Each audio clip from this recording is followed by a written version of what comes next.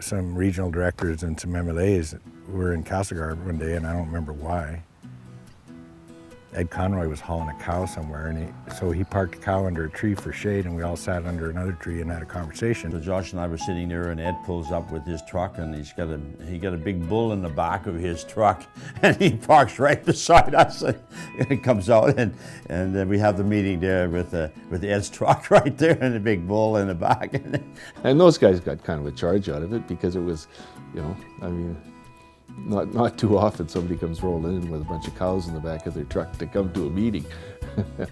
Each of us felt like it was kind of time to do something.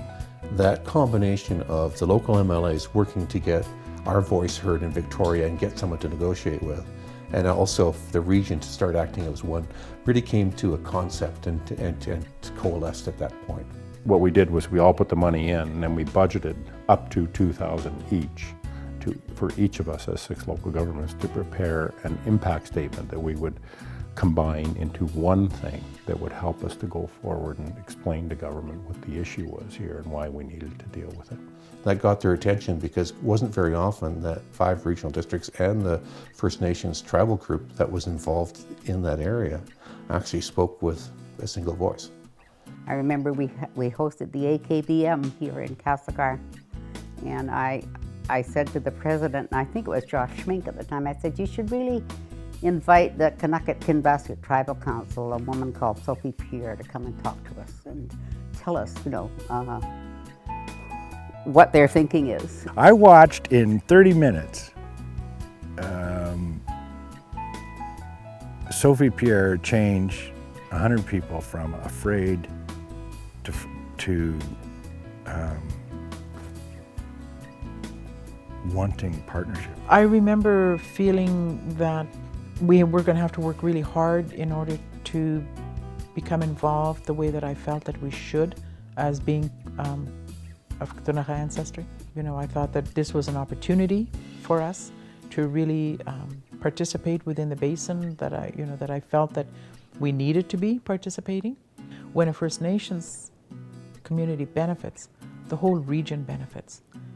And that's when the whole basin people all started to meet and talk about the issues, and until then it was just maybe issues within a community, and a community would deal with it, and most of us would hardly ever hear about it. We were nearing the end of the first 30-year term of the prepaid downstream benefits, so new cash was going to come to BC as a result of the treaty dams. And it was a very good time to say, if you're going to get a whole bunch of more money, BC, from these dams, it's time to think a little bit about the region that took it on the chin to provide the benefits. For that first 30-year period, British Columbia and Canada just took that away from us. I mean, there were no benefits back here in the basin. So we were working then with different politicians and got very much involved, and said that yes, we were very much going to be a part of whatever was going to be returned in terms of downstream benefits for the next 30 years.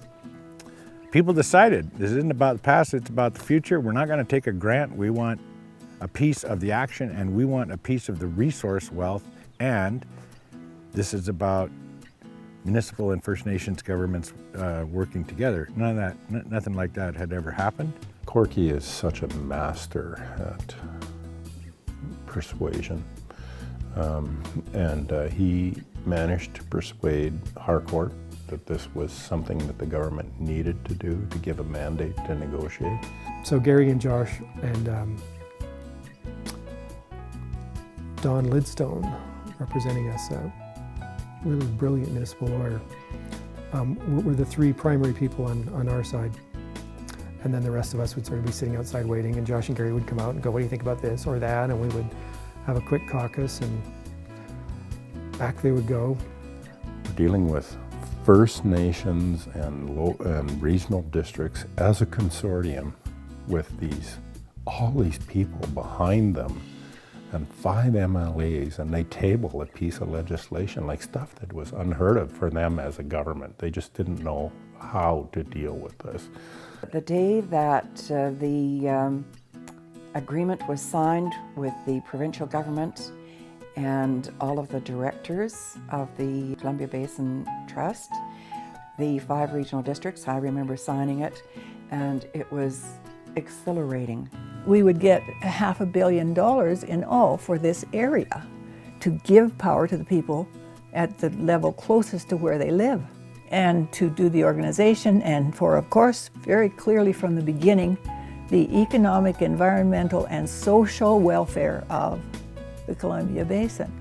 We had the first symposium about the Columbia Basin Trust.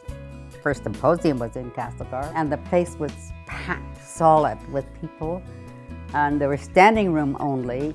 You don't usually think you're going to spend a weekend going and sitting around tables telling people what you think should be done democratically, that's going to be fun, but there was a lot of fun involved in that. I don't think anyone has ever seen such an extensive public input process. We had such things as detailed questionnaires, and we had kitchen table meetings where 10 or a dozen people around a kitchen table and contemplate 30 or 40 questions in great detail to help us provide direction as to where the trust was going to go and how it was going to be created. When we first were building the trust, I would speak a lot about building a basin culture. It's the idea that if we can get people to understand that they're a part of a basin and to be connected to each other and committed to each other because they're connected and committed to the basin, and we can build structures and ways, organizational ways for people to support each other in that construction, then what's going to happen over time is that's just going to become who we are.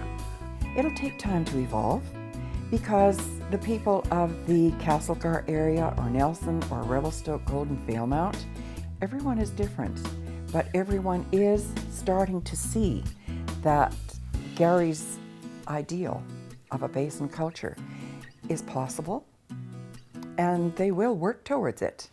The trust has invented the idea that we might have stuff in common and brought people together.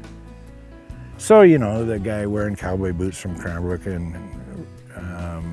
and the guy wearing Birkenstocks from Nelson actually have to meet one another without calling each other's names. I think every person that went to those meetings and stuff is, you know, owed some kind of a debt of gratitude by the people of the Columbia Basin for the foresight and the work and concern and care that they had. It's that choice, not to be a victim of circumstances, but to be a creator of our future. And that's really what I'm proud of. The Columbia Basin Trust and the funds coming to a region as a whole, and the region acting as a collective, really unified and got people to understand that the water was a connectivity with us all, and that the only way we were going to win anything on behalf of the region was to think of it as a collective and to think of us as one large group.